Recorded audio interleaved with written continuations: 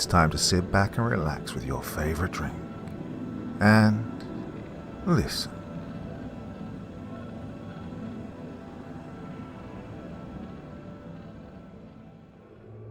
The Journal of Carniano Scateo Blackwood. My name is Ricard Dunkelstein, and I have a hobby that's more interesting than most stamp and coin collectors. I'm a bit of an urban explorer. In today's day and age, when most of the world has been investigated and mapped out, I instead seek to explore the abandoned and forgotten. I reasoned that it was in these places where I could find the extraordinary. I enjoyed my forays into the disused and neglected portions of the city. I love nothing more than to spend a Saturday carefully moving through the decrepit and derelict buildings in the southern side. It was on one of these Saturday expeditions, this past year, that I first came across the journal, Canyon Stakeu Blackwood. I've been rummaging through an abandoned building on the industrial side of town when I discovered the journal. The first few floors were devoid of anything really interesting, but when I reached the sixth and uppermost floor, I found a soiled mattress and desk. Sitting on the desk was a fountain pen and a paper journal. I ignored the saccharine sweet smell that flooded my nostrils and pervaded the uppermost floor. Then I sat down on what was a squatter's mattress and began to read. Blackwood Journal Entry, July 28, 2011. My therapist, back when I had a therapist, suggested I write down all my emotions into a journal so I could go back and see how far I've come. I guess that's true, but probably not in the aspect that she'd thought. She probably hoped that I'd find enough emotional catharsis that I might make a breakthrough of sorts. But unfortunately, she was wrong. I write and write, but nothing ever changes. Well, I guess I should give introductions. My name is Canyon Stakeu Blackwood. Don't ask me how drunk my parents were when they came up with that name. My father thought it sounded tough, and my mother was too doped up on the epidurals to support or reject this name. I told my friends my name is Kane, and that went over without any problems. I was raised on an Indian reservation in the western part of America, but I left when I was 20 years old. I'm writing all of this because my attempt to flee from home was met with less than desirable results. The plane stalled midair and crashed into a mountain. Well, I won't elaborate on what happened to me when I was stranded in the wilderness for over 3 weeks without food, or about the wounded survivor who passed away named Jim Donner. I will only allude to the fact that it ended with me being tried for murder in court. I don't feel it necessary to expound on this. Shortly after my court hearing, my journal that I typed while awaiting trial was made public. Even though I was declared not guilty by the judicial system, the release of my journal made me into a pariah. Couldn't live in one place for too long. As soon as the people placed my name and face to the tragedy, I had to leave. Their looks of disdain and harsh words were too much for me to bear. I was, and am, a social exile. I only did what was necessary to survive, though. I believe that anyone who'd been in my situation would have done the same. No one seems willing to step up to that challenge of being without food for 3 weeks and having to eat your only friend. I received a small sum from when I pressed charges against the airlines that had put me in that fiendish situation. Once my sentiments came out, their support and funding dried up. I found myself an outcast. So I moved to New York. It was the only place where someone could be swallowed up in anonymity. I lost everything. My identity, my ability to sustain myself, and my pride. I'd once asked the gods for a new start. Unfortunately, I didn't know that the gods were cruel and sarcastic when I offered up that supplication. Yeah, I got my wishes in spades. I lived my life day to day on the streets, my frost-bitten deformities making begging a rather easy thing. Tips of my fingers and nose have gone black. Don't have any more sensation in them, which took some getting used to, but doesn't even faze me now. Still gaunt like a skeleton, even a year after the plane crash that resulted in my near starvation. I earn enough begging to keep myself fed. Well, it's not the healthiest situation, but it could be much worse. August 7th, 2011. I had that dream again. I'm peering into the cockpit of the place. The only part of the pilot's body that I can see is his hand. The impact crushed the cockpit. Now it looks like it imploded. His hand twitches in its death throes, but it's also beckoning. It's calling me forward like I should have died in the crash instead of surviving. I back away from the corpse and turn to flee, but the stewardess is behind me. Her ribcage is splayed open from the cart smashing into her during the crash. The ribs move and her insides pulse with every breath. Gives me the impression that the ribs are teeth that are grinding, masticating. She lurches forward, and the last thing I feel before I wake up are the bones piercing into me. I wake up with a scream in my throat. One of the benefits of living by yourself is that in moments like these, you don't have to explain yourself to anyone. I'm sweating heavily, and my throat feels raw. What disturbs me most about these dreams is the realization that they're stirring up old memories and sensations. I can almost taste the coppery sweet marrow in my mouth. It isn't an unpleasant taste, but I know that it is that taboo thought that resulted in my ostracization from the rest of society. My stomach growls at me. I lay back down and let the uncontrollable sobbing rack my body. September 1st, 2011. My nights belong to my nightmares, and my waking moments are now spent in fear. My therapist would probably chalk up the nightmares as my mind's attempt to process the horrible events. The other homeless people on the street are whispering of a gang going around abducting people, brutally beating them and leaving them in front of the police station. They say they are merciless and have been doing this for over 30 years. Witnesses are too frightened to report them to the police. They call themselves the Pluto Gang, and they are the citizens of New York afraid to go outside. They've even assaulted a semi-well-known science fiction writer. I've decided to take a fatalistic approach to the whole thing. Can't live my life in fear of the infamous Pluto Gang. There isn't much I can do to stop them if they decide to beat me to a pulp in the streets. So it goes. September 8th, 2011.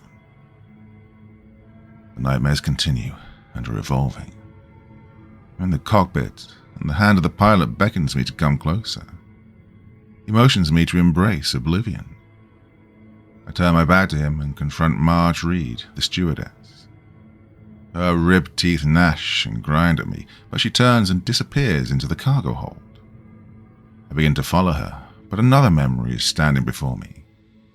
Jim Donner is grinning a fiendishly feral smirk. I want to scream and wake up, but I can't.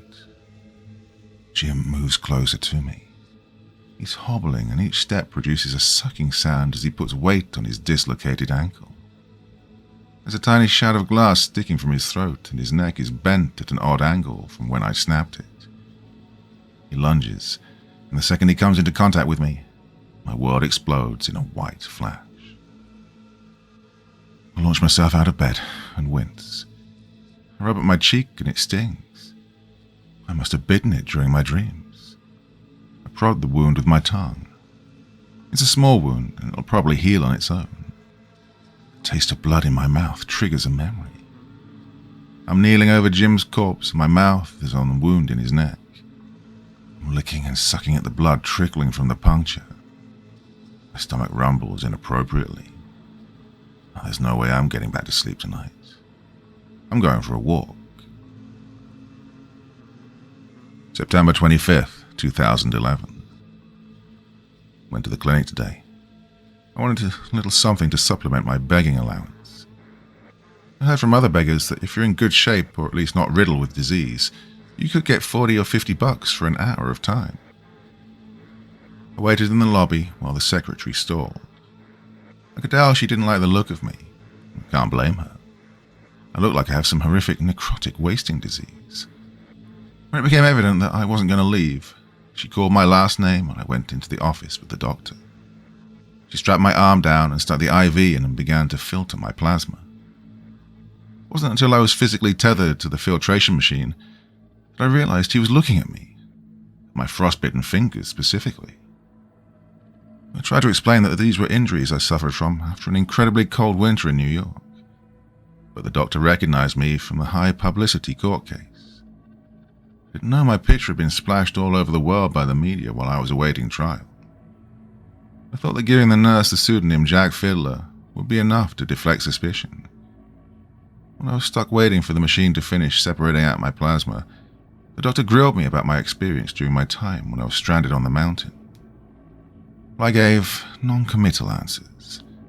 Being stuck in a frigid environment was kind of shitty. Spending 3 weeks without so much as a crumb to eat was pretty bad.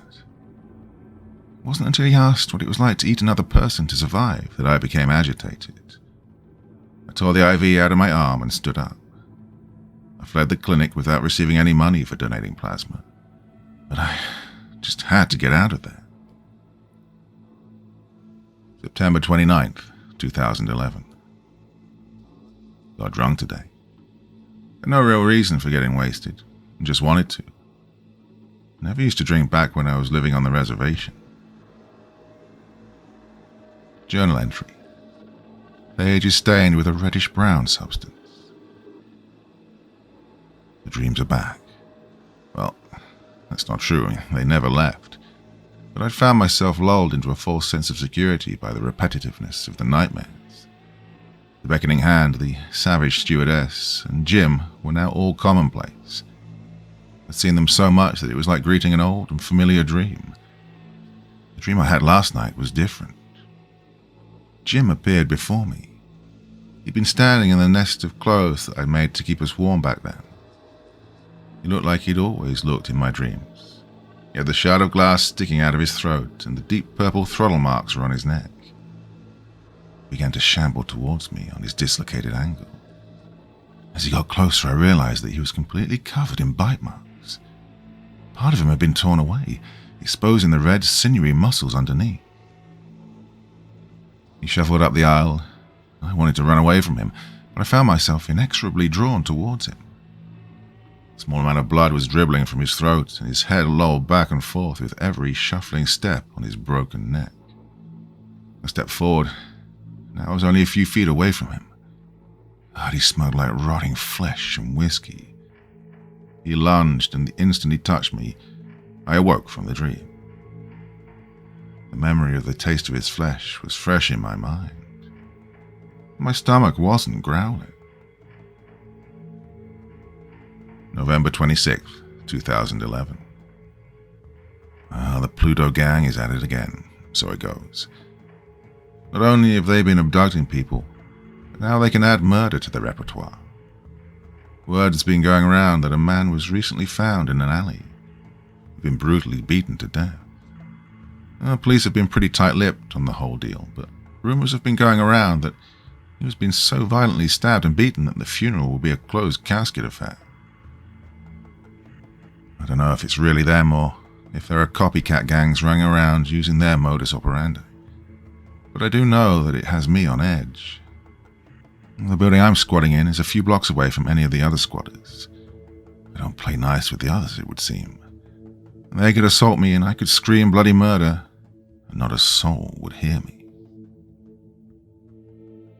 December 24th, 2011.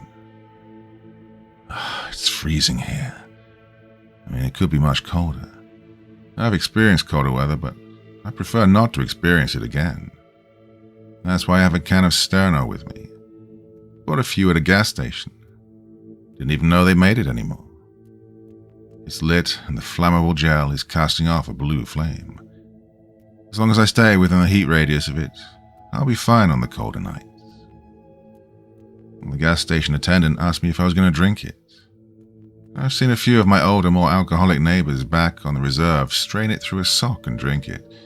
They call it squeeze. It's a quick and easy way to go blind, though. I politely let him know that I was using it to fend off the cold. I wanted nothing more than to throw it in his face and set him aflame.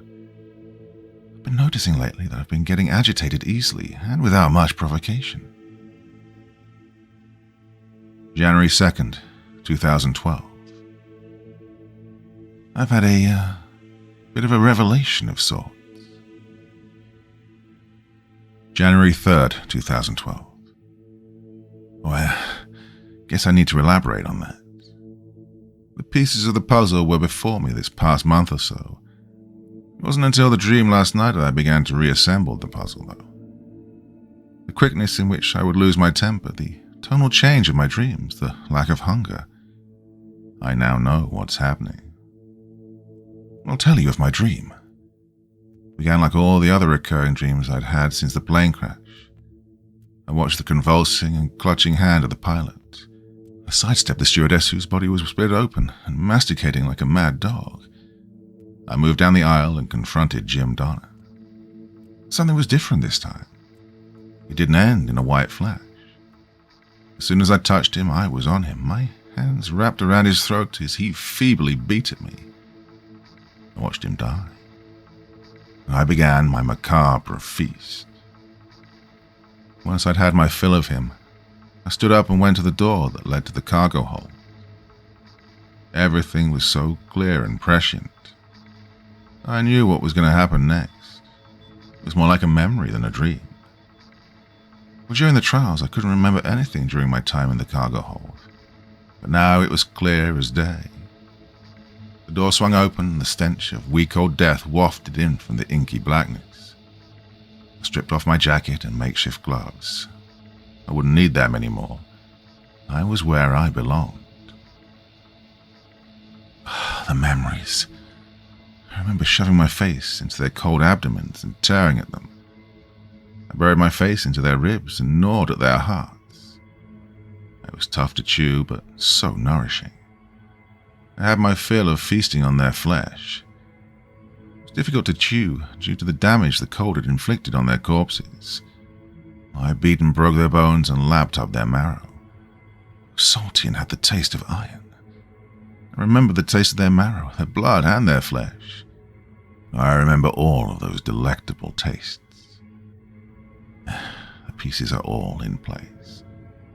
I haven't been hungry because I've been satiating my urges.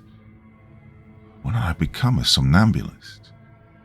Is the Pluto gang even a real thing? I know the murders aren't theirs to claim. But how long have I been sleepwalking through my nights? How many times have I woken up feeling oddly refreshed and full? I don't know how long for certain I've been giving in to my darkest desires. But I do know one thing. I'm so very hungry. The other pages have been stained a dark red and are unreadable. I set the journal down. I wanted to leave, but something was preventing me from doing so. I had some sort of unfinished business. His last journal entry was over a year ago. Could have he abandoned this place and set up another haunt? There was nothing to indicate that someone had been here. Dust and cobwebs had begun to form on everything. The thing that bothered me most was the smell. What was that smell? It was a cloying, sickly, sweet scent. I can't really describe the smell other than thinking of one time when I was a child and I ate a jar of honey and got sick. This smell brought back that memory and that feeling of upset. The smell was coming from the nearby bathroom. I wasn't sure if there was running water here anymore. At first I thought it was the smell of fetid water that had been sitting in the bathtub for months on end. My attention shifted elsewhere when I saw the writing on the wall. It, of course, wasn't metaphorical writing. I'd already read the metaphorical writing that I should have gotten the hell out of there the moment I picked up the journal. Now, this was actual writing. Scrawled all over the bathroom walls and the mirror in a black felt-tip marker. When did I go? The words overlapped each other, and the ink had begun to bleed into the plaster of the walls. What could it all mean? When'd I go? Crazy. I assumed he'd gone crazy years ago after the plane crash. When did I go? When did I go? When did he go on his serial cannibalistic spree? When did I go? I was missing something. Couldn't see the whole picture. When did I go? The pieces clicked together when I said it aloud. When did I go? Wendigo? He'd gone completely off his rocker. He thought he was a Wendigo, a cannibalistic spirit prominent in Native American legends. I didn't care about investigating the smell anymore. I wanted out. I just turned around when a voice rasped, "Oh, my feet, my burning feet of fire." It wasn't his words that startled me, but the way he spoke them. Somewhere between an inaudible noise and a whisper, but the sound of it ground into my ears like sandpaper. I think if I should live 100 years, I'll never hear another sound that instantly raised the hair on the back of my neck and made my stomach do a somersault like the sound of Blackwood talking. It sounded like this was the first time he'd spoken in months. He was just outside the bathroom, and he was waiting for me to show myself. I slowly exited and found him standing in the doorway.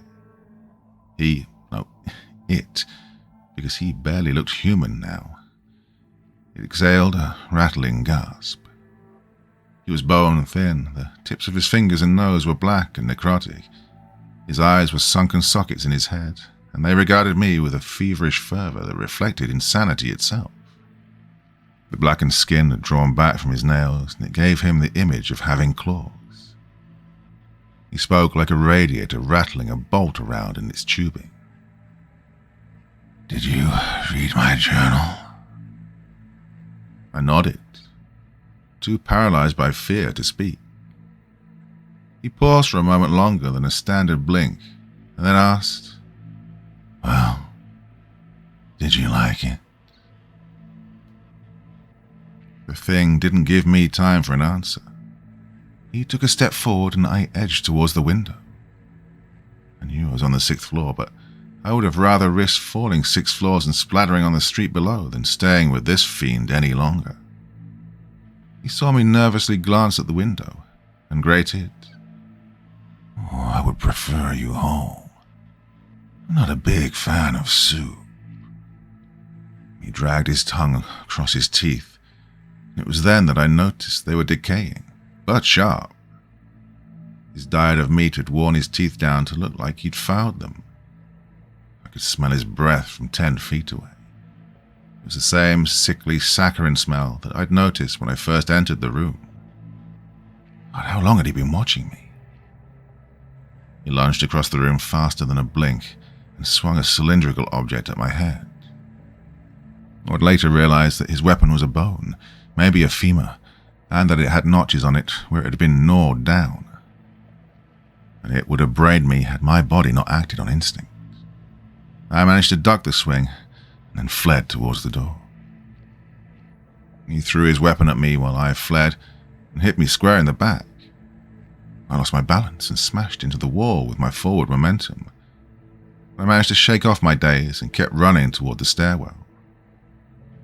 I'd later find a bruise the size of a grapefruit from this assault.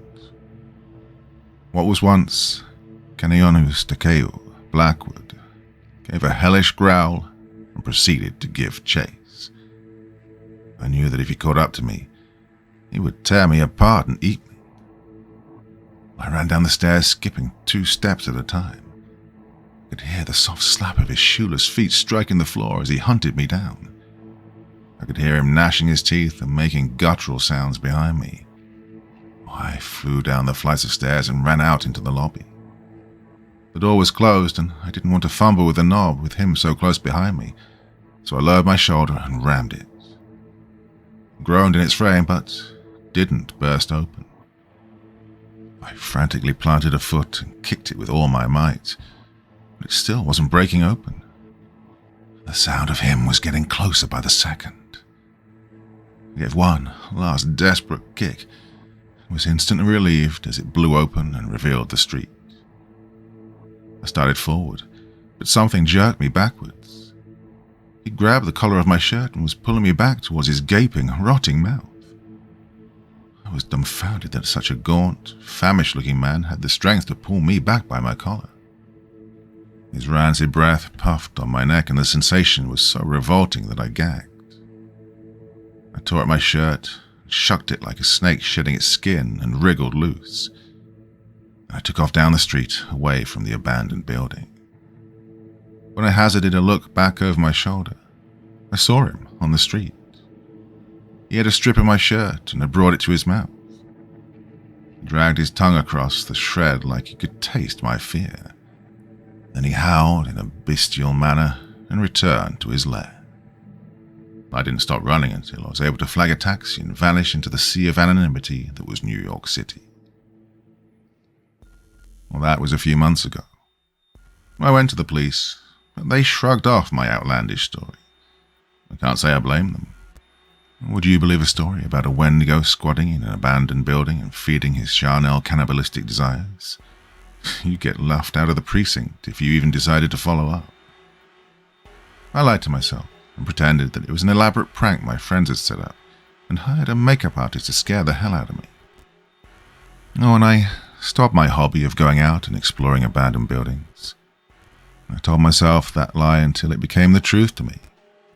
But I can't lie to myself anymore. I found it outside my apartment door this morning. I was getting ready to go to work for the day. I opened the door and it fell into my apartment.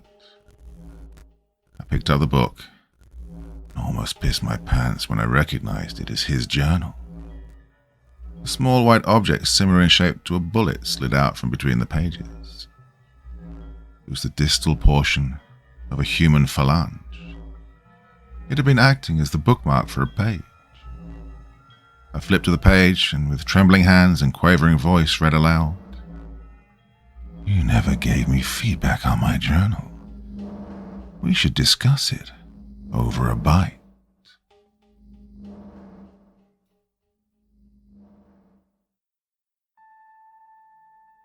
Primrose Mall. "Is everything ready to go?" "Yeah, my bike's ready. Got some supplies upstairs and my watch is recharged." "Excellent, my good man. See you outside your house?" "Bye," I said as I hung up, slipping the phone back into my backpack.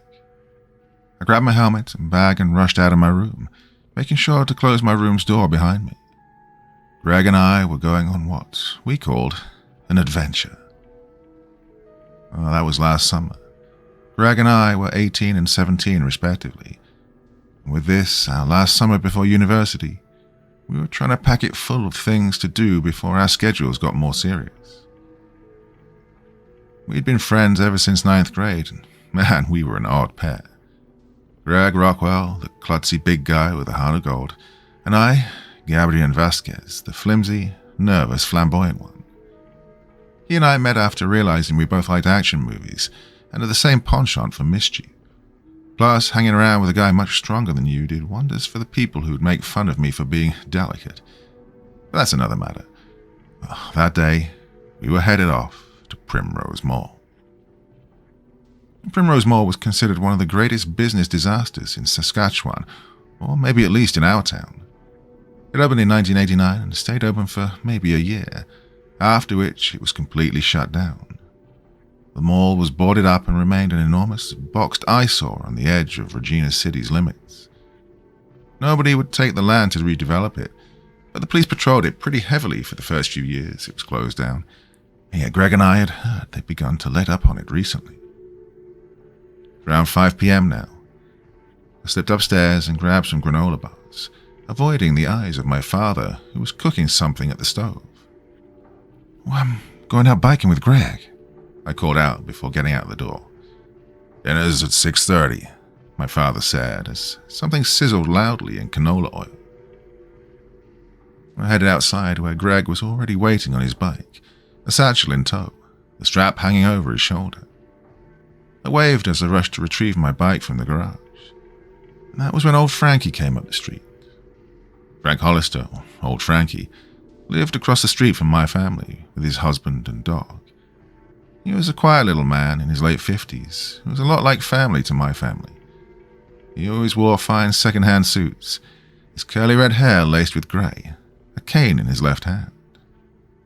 But Greg was really not fond of him because Frankie had a habit of telling wild stories, but I trusted him quite a bit. "Hey, you lads going camping?" he asked in his thick Liverpool accent, gesturing to our backpacks. Greg looked away awkwardly. As I walked my bike to the curb, I said, "Yeah, Greg and I are heading down to check out Primrose Mall." Old Frankie's face suddenly froze over with concern, and after a moment of thinking, he turned to the ground and shook his head. "Oh, no. A terrible idea. Things I've heard about that mall." "Yeah, anything good?" Greg couldn't help but ask. "Well, I'm not sure what you mean by good, but, well..." Frankie looked at us both then. "Word is that it's haunted." Greg just shrugged. "Oh yeah, that was what was making me want to go." "Yeah, but it's much more than you two are prepared for." Frankie rearranged himself so he was leaning on his cane. When the mall was open to the public, way back in the day, I always got the feeling that something was off about the place. The employees were so nice, but it was that awful forced kind of nice. You know, when people smile but their eyes aren't smiling. I bought myself some bedding at the Zeller's, got out of there, and never went back. Next thing I know, they're shutting the whole mall down. I tell you, I'm bloody glad. I glanced over at Greg, who looked entirely doubtful. After a second, I said, "We won't be there for long. We just want to explore, take some pictures, and then get out." Well, I even took some precautions. Greg fished out a little white bottle from his bag and held it out. "My mum's friends with a priest. She got this for me." "Well, that'll keep you safe, assuming the mall's not rotten to the core and the very floor you walk on collapses under you." Frankie was still disapproving. Haunted or not, it's still dangerous. I shook my head, but appreciated the concern. "Frankie, we'll be fine." "Well, look, if I don't see you two back up the lane in 2 hours, I'm telling your father where you went." "We'll be just fine," I reassured him, getting onto my bike. Old Frankie couldn't help but sigh as we began to bike off. I waved back to Frankie quickly and then turned back to face Greg. We were biking side to side.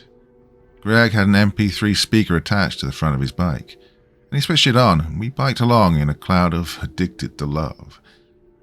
Primrose Mall was on the way out of town, so we had quite a way to go.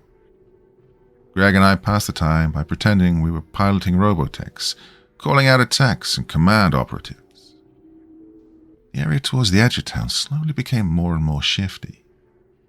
The suburbs, full of elderly couples and families, eventually turned into hastily made brick apartment houses and little shacks. We passed a faded strip mall occupied by a Vietnamese restaurant, a sex shop, a loan office, and 2 empty storefronts. I was a little uncomfortable, but this was a bad side of town after all. The sun beat down on us, and I felt one pronounced trickle of sweat roll down my back beneath my backpack. Oh, we weren't even there yet. I already felt groggy and dirty. The big box that was Primrose Mall was quickly coming into sight, and soon enough we found ourselves just outside of the building. We stood in the parking lot, which definitely had signs of people being there recently. There were candy wrappers, beer bottles, even what looked like a used condom. Greg and I locked our bikes against a rusting, ancient bike rack, Greg stuffing his MP3 speaker into his bag. We now had to get into the mall. A thick metal door, obviously an old fire escape door, was propped up against a crumbling doorway. The hinges obviously had given out years ago. Greg and I attempted to push it aside, but the door toppled over into the dirty, patchy grass at our feet. Dusty earth rose in clouds, and Greg batted it aside helplessly while I took a step inside. We were standing in a corner of the mall, facing 2 different walkway options that would take us deeper into the structure. This part of the mall was fairly well preserved, but dirtied from where other teenagers had come and hung out. They probably hadn't attempted to go in very far. Above us was a large skylight, shaped like a hexagon and matted with dirt and mold from the outside. The area around us was thick with the smell of decay. Greg quickly took a picture of what used to be either a flower shop or a boutique. I kicked at some of the toilet paper at my feet, obviously discarded during a failed TPing. This is so far disappointing. Greg turned and picked up a dusty glass object, a discarded water bottle. Hey, Gabriel, check this out. Oh, is this a magic trick? Sure is. He hurled the bong by the neck into the wall on our left, and it exploded in a shower of glass, ash, and water. We laughed at it for a bit, but slowly, laughter turned to silent horror as we realized a portion of the wall was coming down. Greg shuffled back as a door-sized chunk of the wall, slathered in graffiti and dirt, tipped over and shattered all over the floor. A cloud of powdered dry wall rose towards us, and I began to breathe through my sleeve, shouting at Greg to do the same. The smell that filled the area was indescribable. It was beyond rotten, as if we'd just opened a grave.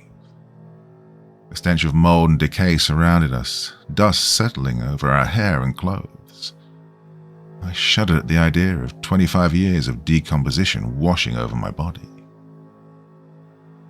When the dust cleared, the first thing we saw was a mound of rotting insulation and something else.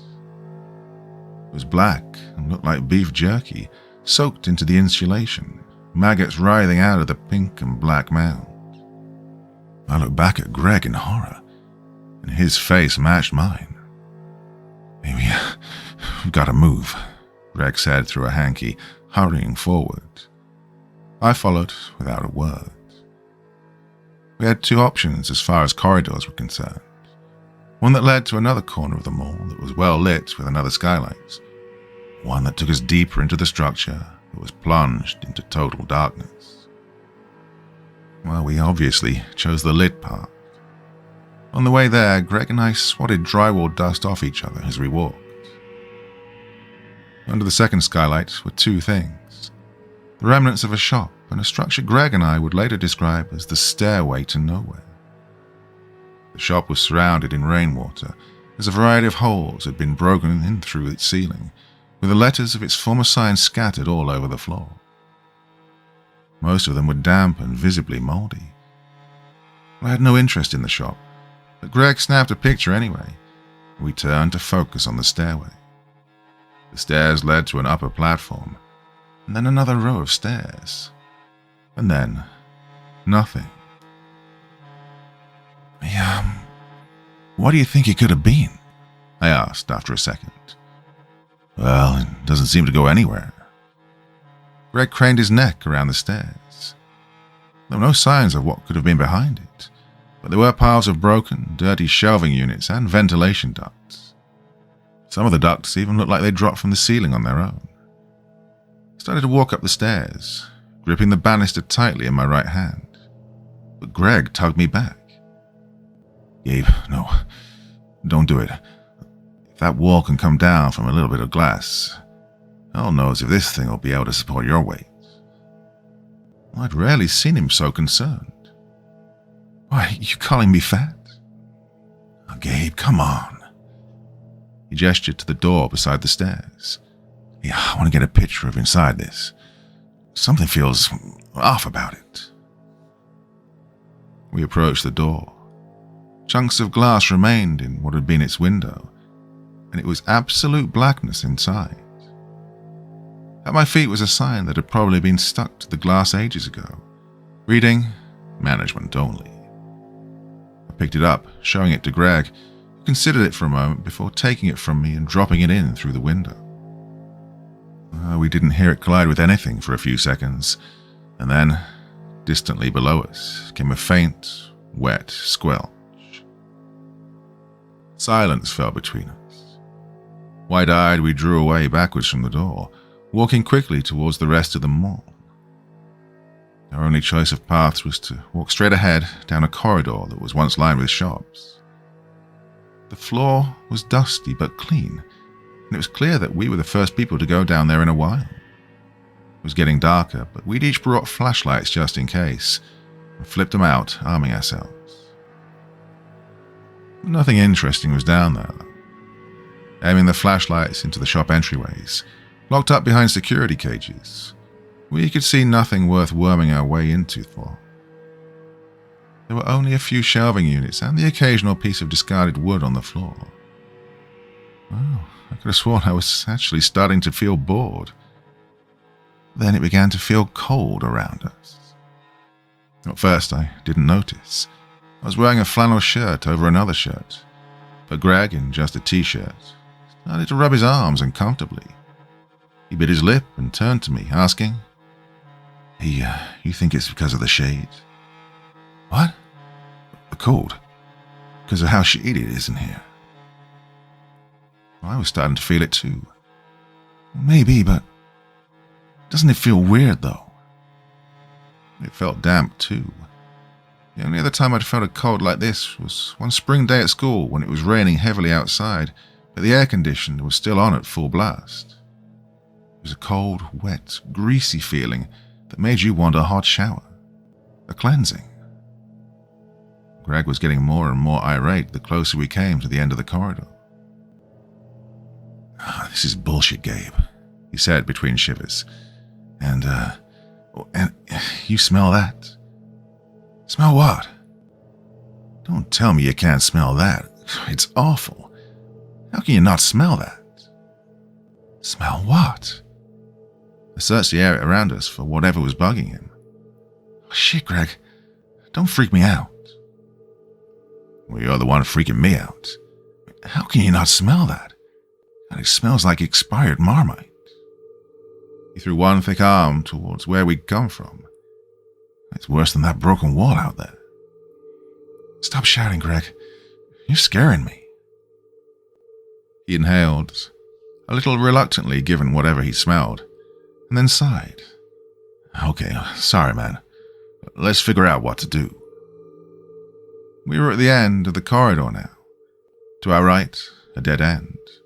What had probably been a security door was now boarded up with plywood. To our left, a piece of the outer wall was missing, next to a hallway. The hallway was smaller than the rest of the mall corridors we'd been through. I've never seen a place so devoid of light in my entire life. No security lights, no holes in the ceiling like the rest of the mall. Just nothing up ahead. A lot of light shone in through the hole in the building, letting us see one office door and a former shop down the hall, and nothing else. There could have been a flat wall painted in black ahead of us, and I wouldn't have known the difference. Oh no. I turned to look at Greg. He was taking a few steps back from the hallway, his eyes buggy, arms held out in front of himself. "No," he repeated. "There's absolutely no way I'm going down there." "Well, take a picture of it," I insisted. Something was fascinating me about the hallway. Greg flipped out his phone, took one look at it, and hissed in irritation. "Oh, battery's dead. I could have sworn it was fully charged when I left my house." I turned to walk forward towards the hallway, curious. Greg cursed loudly and ran in front of me. "Gabe, what are you doing?" "Well, I want to see what's down there," I said. It didn't sound right as I said it, though. I mean, the words came out in my voice, but it was strange to my ears, like I was hearing myself on a tape recorder.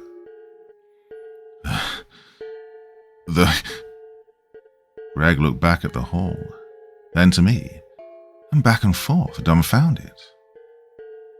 "The hall smells like a garbage pile. You still want to go into there?" Well, I couldn't smell anything. "Something's telling me to go in there. I swear, Greg, I'm going to be fine." That's what we told old Frankie. Look what happened with the wall. I mean, the stairs, the cold. Greg pointed at the hole in the building beside us. "We're going out through there right now." "I'm going to go into that damn hallway," I exclaimed. Greg just looked scared. I'd known him for 4 years and never had I ever seen him this scared, even when he was in trouble. He dropped to one knee and dug through his satchel, soon pulling something out.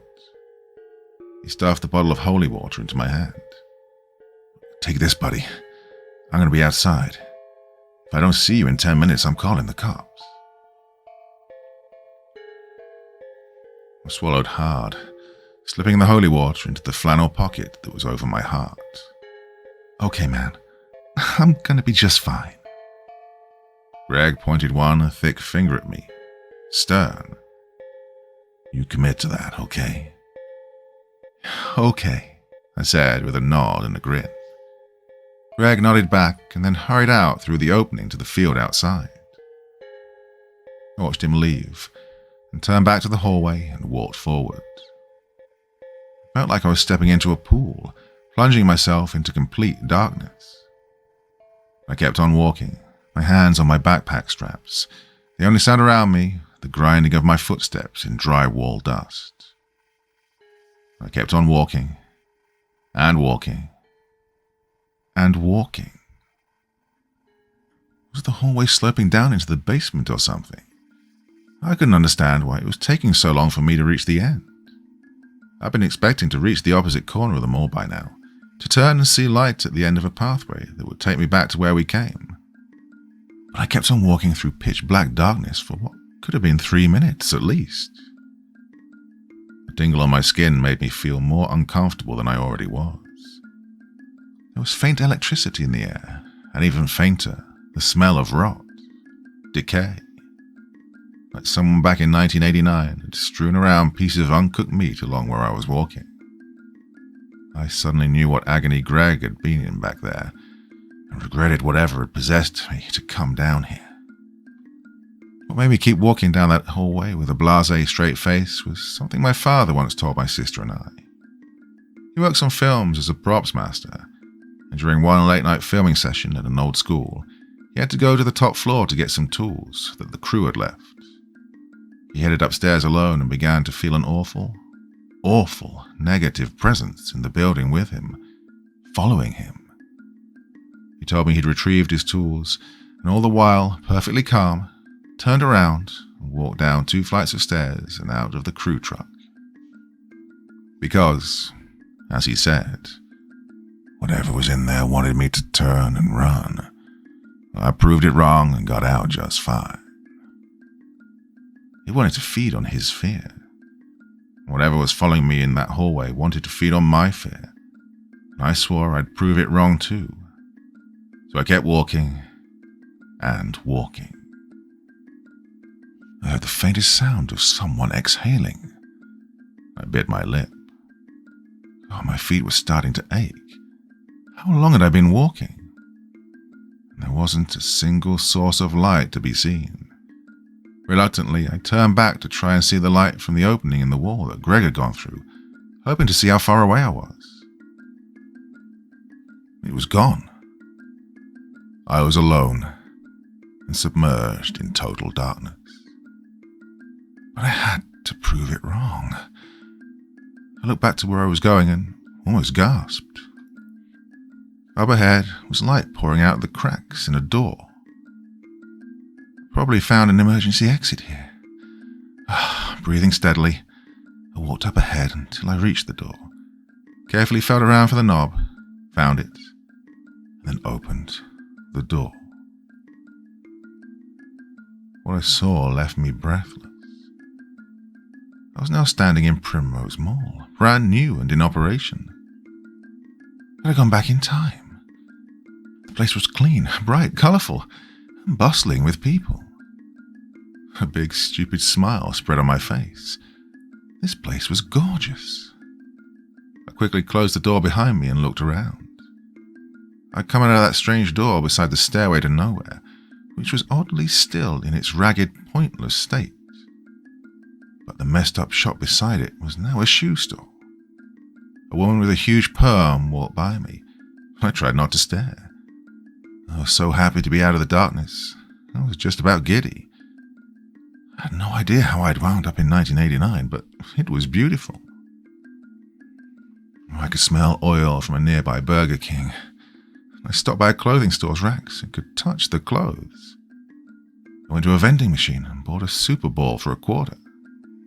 Well, this was no fever dream. This was real.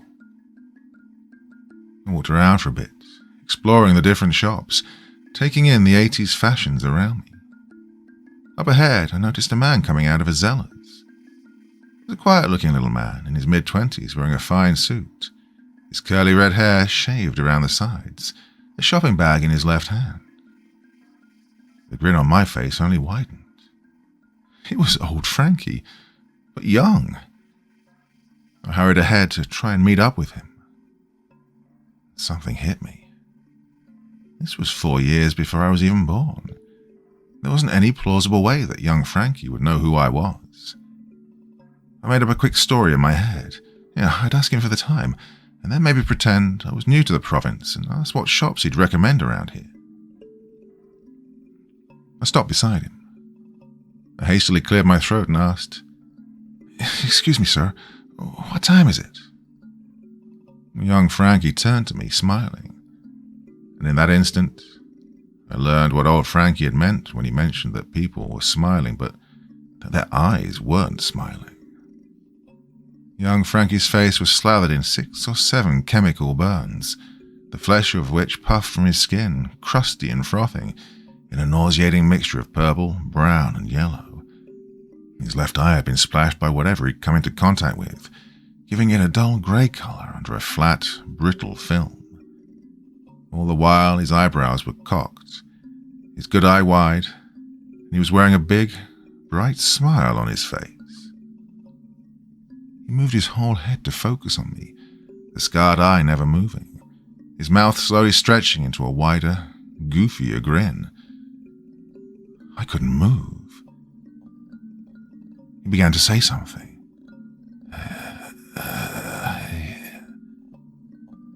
"Yes, sir?" My voice cracked.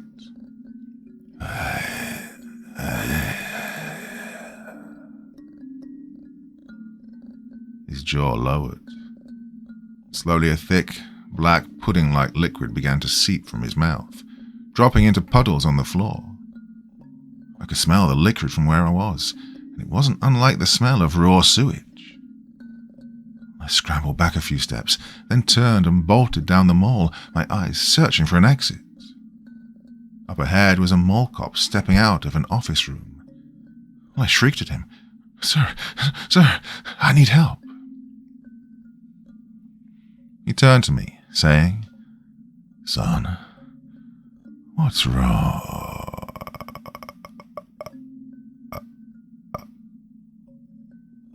His face was a crater, a cave-in of purple and black scalded flesh, pus dripping down his chin and all over his shirt. I turned on my heel and kept running through the mall, searching for someone else to help, maybe even Greg if he was here. More and more people turned to look at me, smiling, each with their faces or arms scalded in different ways. I soon found the emergency exit that Greg and I had come in from. I flung it open, sending loud alarms through the mall, but disregarded them all and bolted out through the door. My joy over being freed was short-lived, though, as I realized I was now standing in a 6-by-6-foot room that looked like it was made of wet olive green rubber, with large drips and bubbles in its surface on the walls. I reached back for the door, first thinking it had locked on me, but no. It had formed shut into the wall, sealing me in.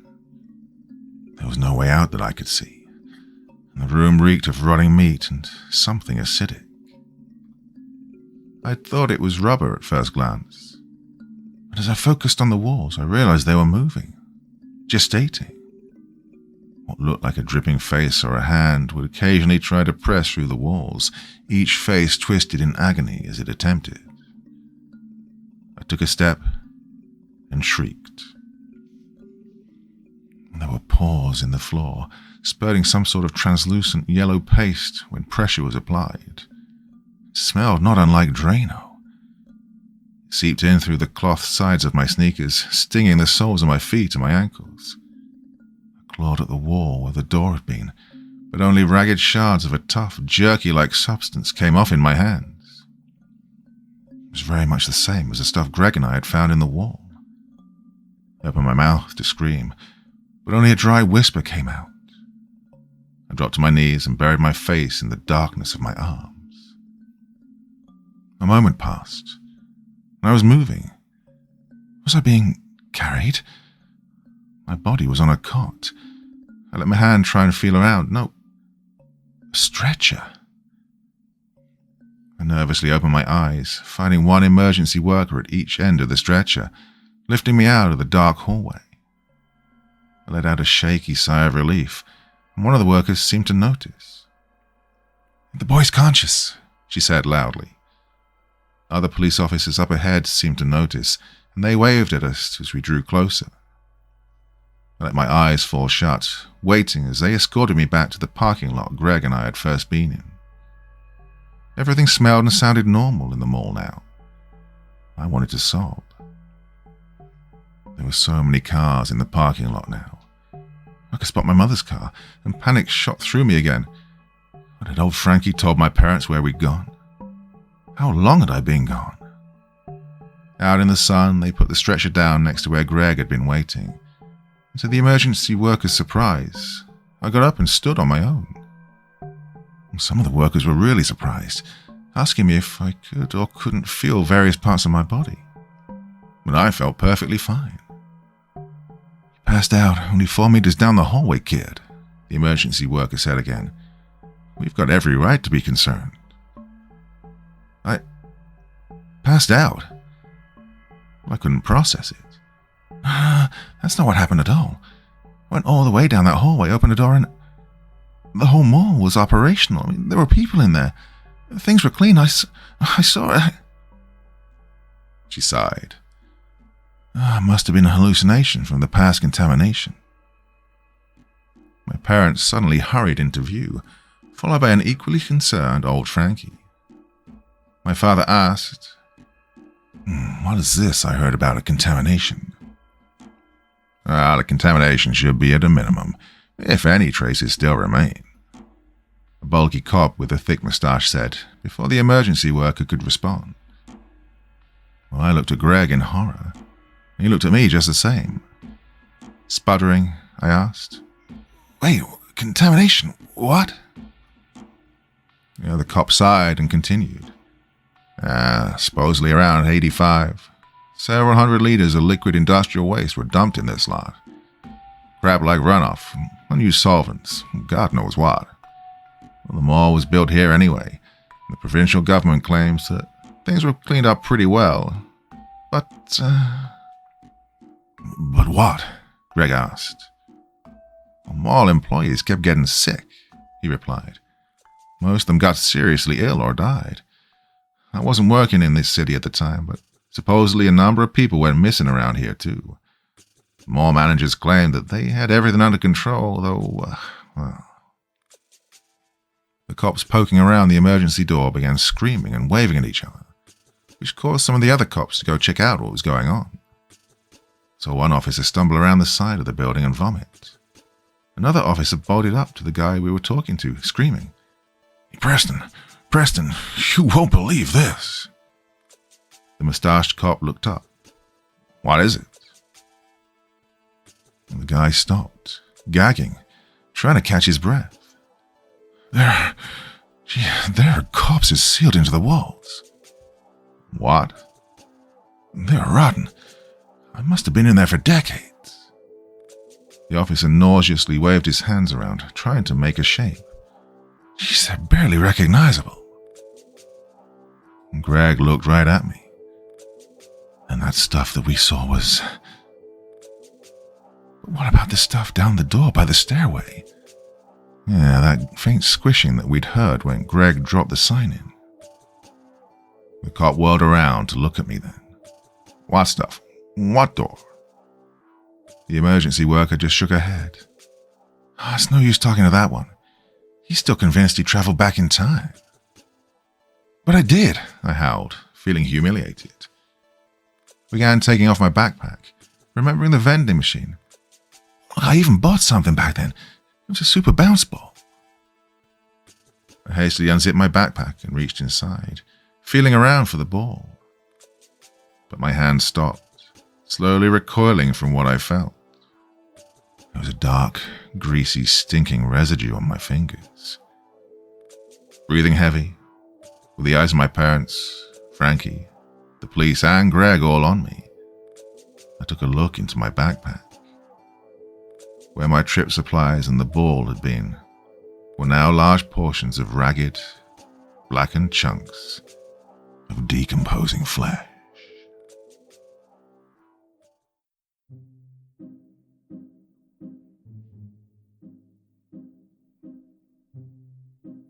So a little bit of a question for you all at the end of tonight's video, because sometimes I just can't think of anything to say at the end of these in my little weird monologues. I don't know quite what to say sometimes. So yeah, a question.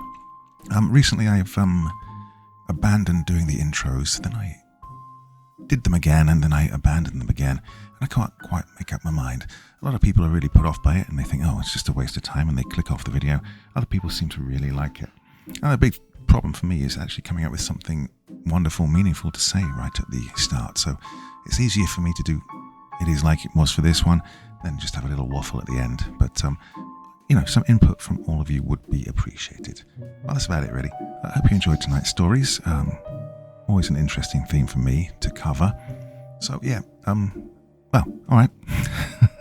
Till the next time, my dear friends. Podcast on the other channel tomorrow night. Back here again on Wednesday. Till then, my dear friends, you all sleep well, yeah?